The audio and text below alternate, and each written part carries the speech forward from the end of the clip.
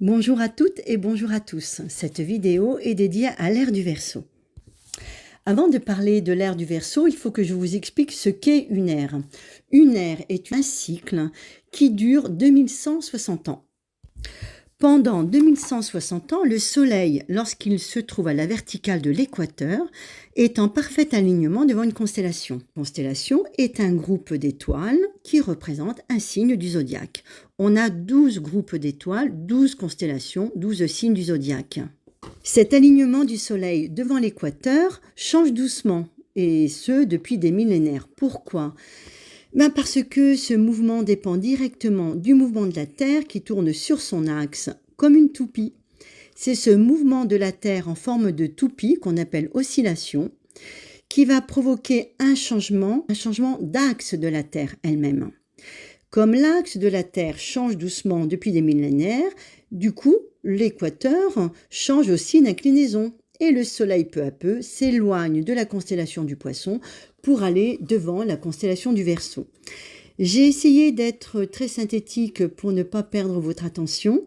Vous pouvez aller sur YouTube et vous avez des vidéos qui sont très bien faites sur les explications des différentes ères, E, R, ES.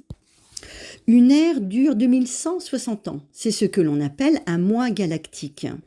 D'ailleurs, une année galactique, c'est l'accumulation de 12 ères de 2160 ans. C'est l'addition.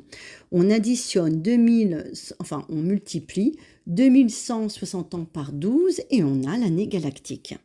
L'année galactique, c'est l'association des 12 cycles. Et le mois galactique, c'est un cycle de 2160 ans d'inclinaison du point vernal devant la constellation du Poisson. Et on est en train de quitter l'ère du Poisson et on va vers l'ère du Verseau. C'est ça qui m'intéresse aujourd'hui. Ce phénomène astronomique, va nous permettre de changer de paradigme. On va être, avec l'ère du Verseau, poussé dans nos retranchements, bousculé dans nos habitudes et bousculé aussi dans nos certitudes. Les signes concernés par cette nouvelle ère seront bien évidemment les Verseaux et les natifs Lions, ainsi que les natifs Taureaux et les natifs Scorpions. La particularité du Verseau est de se sentir un peu étranger sur Terre. On dit que ses ailes de géant l'empêchent de marcher. Il a l'impression qu'il est à côté. Et d'ailleurs, souvent, on a beaucoup d'originalité dans ce signe. On a affaire à des gens qui se démarquent, qui sont naturellement différents. Cette ère du Verseau va nous obliger à vivre notre individualité et nos différences. L'ère du Verseau va être l'ère de la liberté, du respect de soi, du respect aussi mutuel, de la rébellion, de l'inventivité et aussi l'ère de la fraternité. Depuis un certain temps déjà, on constate un regain d'intérêt pour toutes les thérapies paramédicales et les thérapies énergétiques.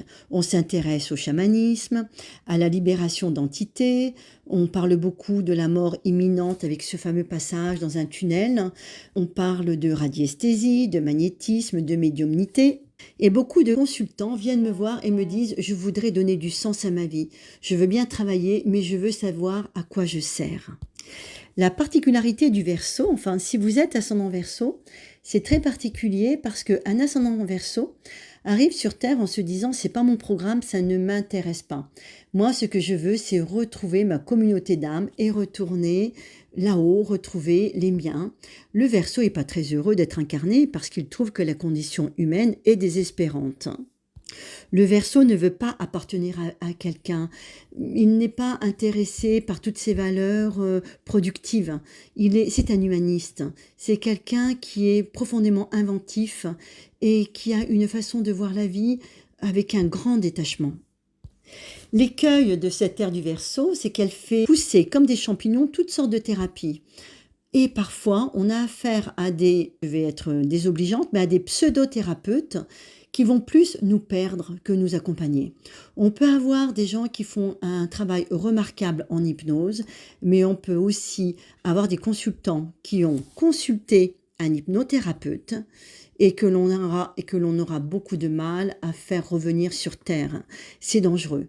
Il faut savoir à qui on a affaire. Et on est dans une recrudescence de thérapies diverses et variées qui peuvent aider les gens, mais qui peuvent aussi causer beaucoup de tort à des personnes qui sont vulnérables et qui vont avoir une grande confusion après certaines séances. C'est pareil en astrologie. En astrologie, on peut aider énormément les gens à condition d'avoir une formation solide, à condition d'avoir de solides connaissances, de savoir de quoi on parle et d'être bien outillé. Un astrologue qui connaît son métier, qui a suivi des années de formation, pourra accompagner son consultant. C'est quand même le but. Chaque ère nous fait vivre un idéal. La question qu'on peut se poser, c'est quel est l'idéal élevé lié au Verseau, au signe du Verseau? Quels sont les principes chers au Verseau? Que va-t-il incarner de nouveau, d'inconnu? Qu'est-ce qui va émerger dans nos consciences? Évidemment, on va être en lien directement avec tous les domaines parapsychologiques, toutes les énergies, le magnétisme, le chamanisme, tout ce qui appartient au monde subtil. L'astrologie, et j'en suis très heureuse, connaît un regain d'intérêt, notamment, je dirais, depuis surtout ces 10 dernières années.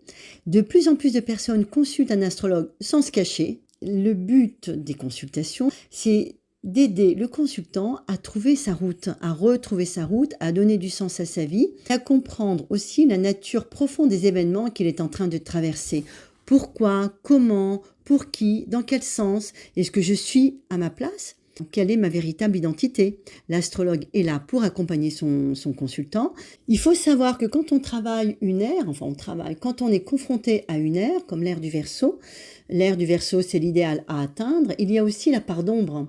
Et la part d'ombre est reliée au signe opposé, qui est le lion. Donc il va falloir qu'on travaille tous les écueils de ce signe du lion. Les écueils du lion sont la recherche de royauté, la suprématie, le fait de basculer vers un ego exacerbé, l'individualité. L'écueil, c'est aussi la fierté, l'orgueil et le besoin de briller à tout prix.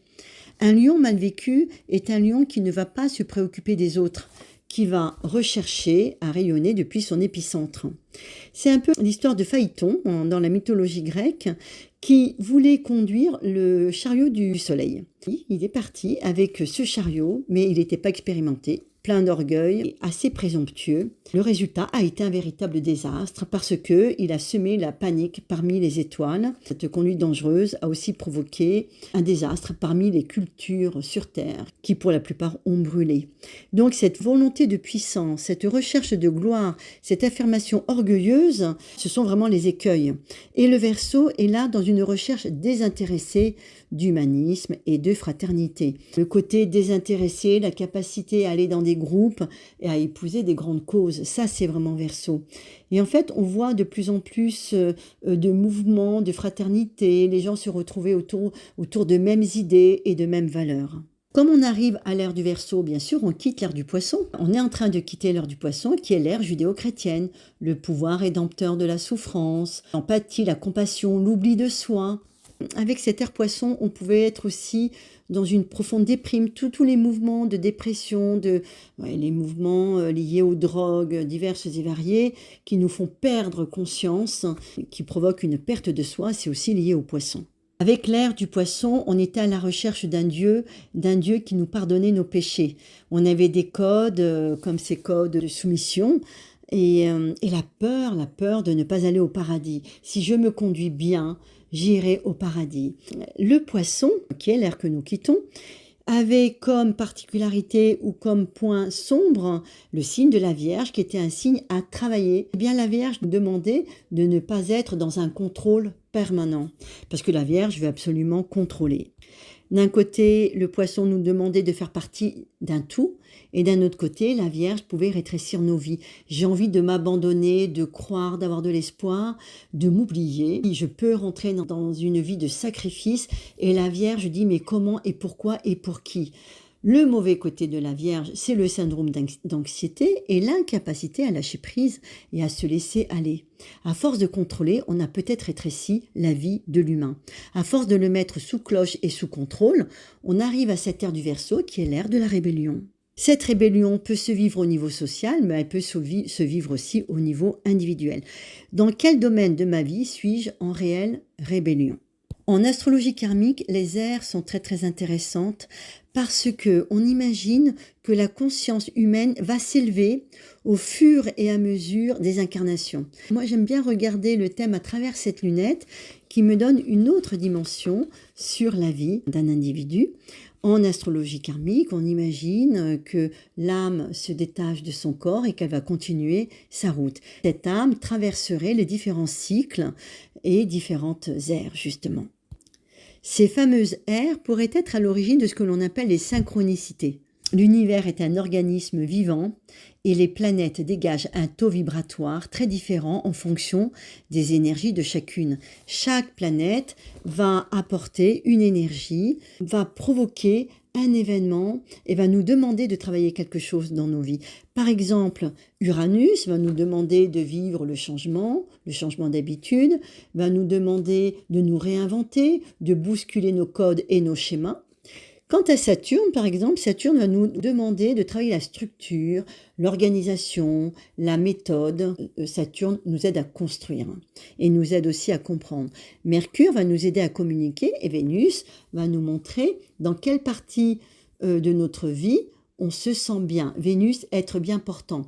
Là où est Vénus dans notre thème, on aura la possibilité de comprendre ce qui peut nous faire du bien et ce qui peut faire de nous quelqu'un qui est bien portant, qui est bien dans sa vie et qui a une aura qui fonctionne bien, un beau magnétisme.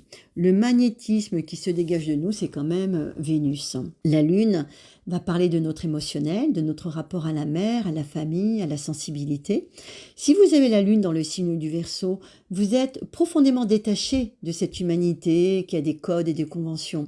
Vous êtes libre et vous êtes indépendant, même si vous êtes taureau ou ascendant taureau, vous verrez que le taureau, les explications du taureau ne vous parleront pas tant que ça, tout simplement parce que, par exemple, la Lune est en Verseau. L'astrologie est subtile et elle est même très très complexe. L'actualité Verseau que l'on vit grâce à cette nouvelle ère qui est en train d'arriver sur Terre est associée à l'arrivée de Pluton dans le signe du Verseau, comme par hasard. Pluton est une planète qui provoque la mort et la renaissance, bien sûr au niveau symbolique. Pluton est une planète d'alchimie. Elle nous permet de terminer ce qui n'a plus de sens, de mettre un terme à ce qui n'a plus de sens. Elle nous permet de faire peau neuve. Mais avant de faire peau neuve, on va peut-être vivre des tensions ou des confrontations.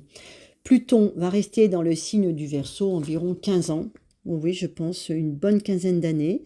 Donc tous les natifs Verseau ont la joie de vivre l'arrivée de cette nouvelle ère, cette ère du Verseau. Donc ça, c'est quand même très beau parce que les Verseaux vont être en phase avec l'ère du Verseau, forcément, qui est l'ère des affinités, de l'évolution, de la fin de toutes ces conventions et de toutes ces habitudes.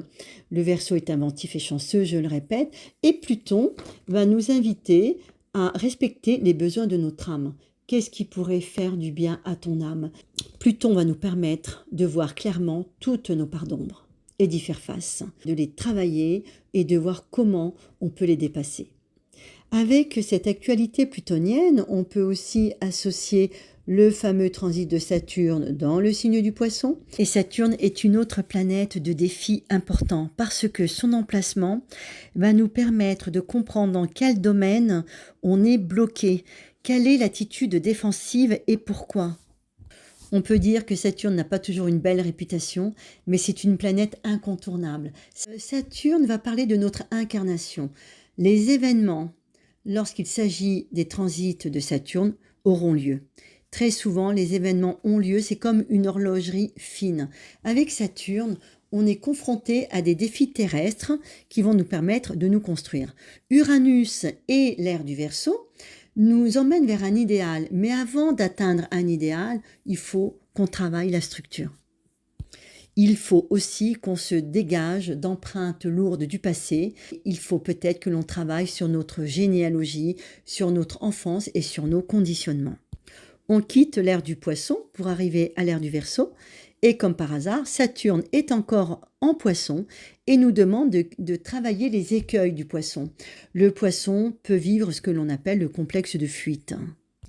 Saturne restera dans le signe du Poisson jusqu'environ fin janvier 2026. Saturne en Poisson, au même titre que Pluton en Verseau, nous demande de mourir et de renaître, de faire peau neuve. C'est une planète qui nous invite au détachement. Saturne Poisson peut aussi provoquer un sentiment de fatalité et une difficulté à faire face à certains événements. Certains peuvent avoir l'impression d'être littéralement abandonnés, laissés pour compte, incompris. Il peut y avoir une peur que quelque chose ou quelqu'un vienne détruire ce que l'on a construit, ou le destin. On peut avoir peur d'un coup du destin. Saturne Poisson nous invite aussi à travailler sur ce sentiment de culpabilité. Ça peut être intéressant de démonter certains mécanismes. Si Saturne est mal vécu, ça peut provoquer un sentiment de fatigue ou une fatigue, le corps n'en peut plus et le corps s'exprime. Ça peut provoquer une fragilité physique ou un problème de santé parce que lorsque Saturne est en Poisson, on a absolument besoin de se mettre en retrait, de se mettre au vert, de se reposer et de se libérer de tout ce qui est lourd à porter. Saturne nous invite à faire une vie d'ange pour mener une vie d'ange. Saturne en Poisson, si on a des dons, on peut être particulièrement médium, réceptif. Pendant ce transit de Saturne en Poisson, on peut véritablement développer des dons. Quoi qu'il en soit, Saturne Poisson nous invite à nous reposer, nous ressourcer, ne pas oublier d'avoir la foi, ne pas perdre la foi en sa bonne étoile, parce que il y a des moments où on est obligé d'abandonner un mode de vie, des certitudes, parce qu'on voit que ça marche pas. Et Saturne met en lumière tous les dysfonctionnements. L'actualité planétaire du moment est quand même assez forte, mêlée d'espoir et d'inquiétude. L'ère du Verseau est l'ère des Atlantes, de l'Atlantide. Les Atlantes étaient des gens passionnants qui étaient de grands thérapeutes, qui travaillaient avec les cristaux, les énergies. Le fait d'être relié à l'ère du Verseau va mettre en avant toutes les thérapies paramédicales, toutes les thérapies énergétiques. Saturne en Poisson nous demande avant de clôturer avec des domaines flous dans notre vie. Arriver à nous faire confiance, ne plus être dans l'oubli de soi, le sacrifice, l'abandon. Il faut absolument relever la tête, faire preuve de discernement, faire le ménage, trier le bon grain de livret, faire preuve d'un esprit pratique et pragmatique. Voilà, c'est tout ce que je vous souhaite et je vous dis à très bientôt pour un prochain rendez-vous.